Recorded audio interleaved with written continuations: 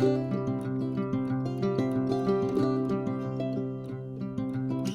up, guys? Welcome back to Semojo Homestead. We are back on the mic, finally.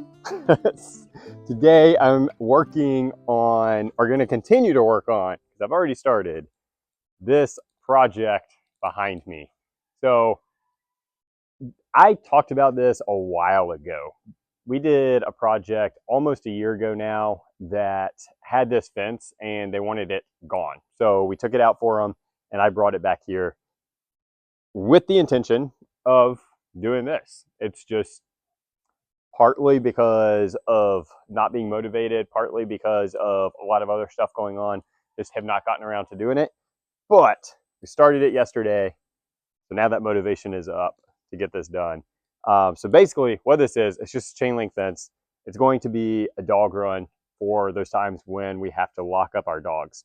Doesn't happen often, but when we have friends over, sometimes, especially Butter, just gets a little excited. And not all of our friends appreciate dogs that like to jump up and lick and all that other stuff, especially if they have kids.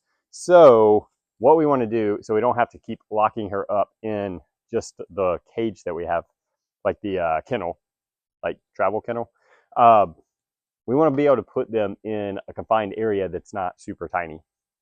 So that's what we're doing with this. This is out of the way, so it's not going to be like out in the open for everybody to see or whatever. It'll also just be nice to have a place to put them if we have like service people coming or something like that, where we just need them like out of the way so that people can get work done. So I'm going to continue to set these posts. So I've never put up a chain link fence. This is like trial by error. We're going to hope that it comes together correctly. I'm trying to stick roughly to the lengths anyway that it was at the other house. Thankfully, I did kind of lay that out right after I got it, but there's still no guarantee that it's all going to come together perfect, where the sections of fencing are all going to be what they need to be to reach from post to post or section, one end to another. We're just going to see and hope and pray for the best. So I'm going to put you guys down and get started with the next post.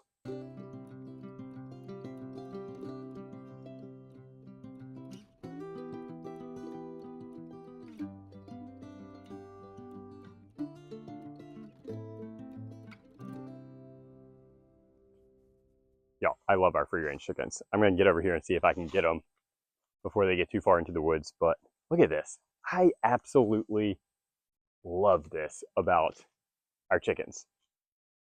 I don't think that there's like anything greater than watching an animal in their natural habitat. And that is exactly what these chickens get right now.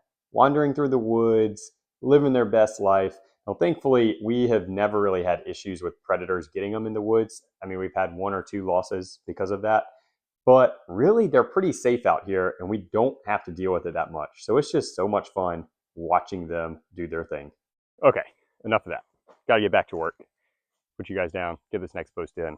This is the corner post. Then we're shooting off that way. So we're almost there.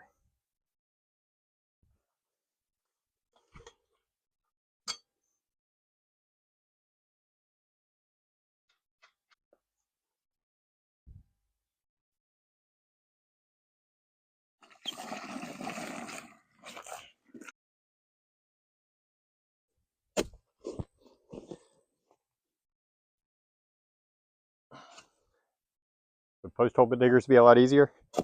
Ha, yeah. But I don't have a pair because the pair I had broke and I haven't replaced them. I tend to be kind of hard on tools, not like not taking care of them, which might sound a little bit contradictory, but I just use them hard. And so post hole diggers are things that like I have not found a pair or a brand that holds up to the intensity that I use them.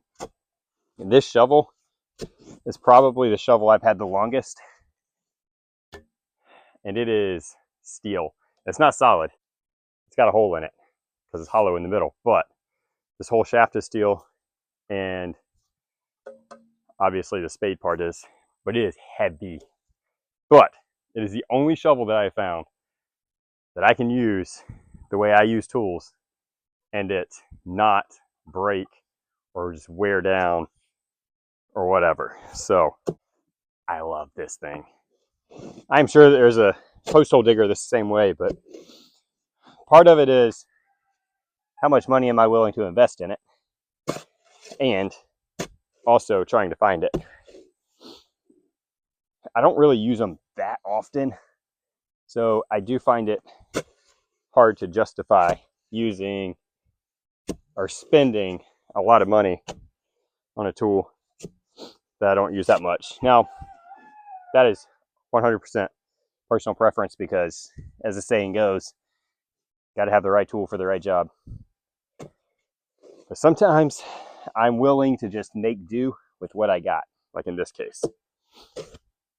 And oftentimes, I can make it work.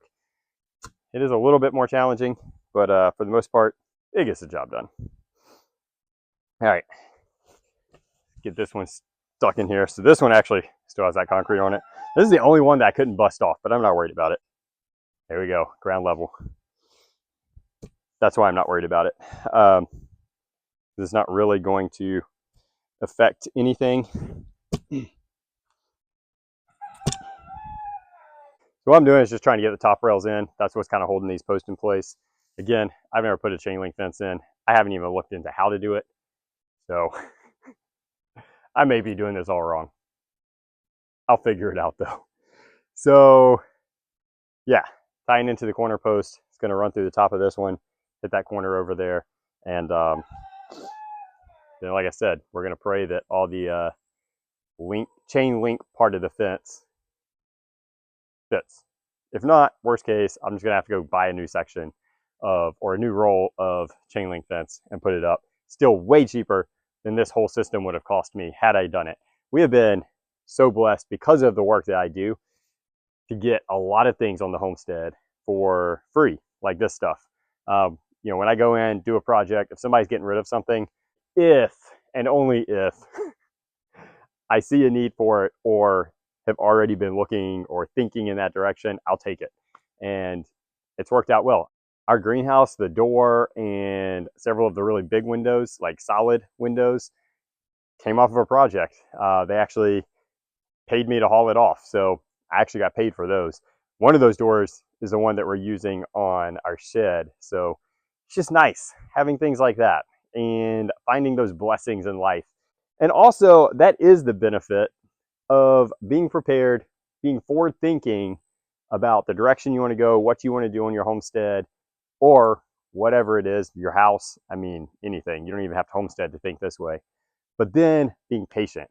Patience is a virtue, and it does pay off. This is testament to that, as well as several other things on our homestead. I could list several of them right now, but we're not going to do that. So, being prepared, being forward thinking, and being patient. You can have all of those traits and kind of get them in place, then who knows? Like, you may end up being able to do several projects at much cheaper cost or even free. So, speaking of projects, got to get back to work. Got to get this one done while I'm motivated.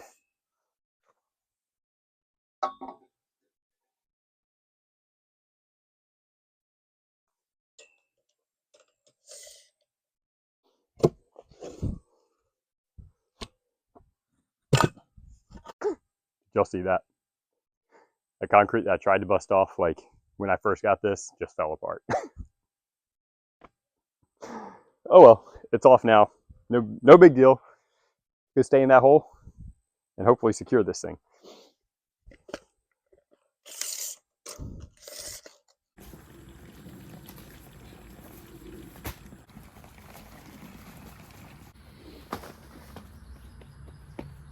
So, thank you guys for hanging out with me today while I work on this project and get a little bit closer to just one more thing that I get to check off our list.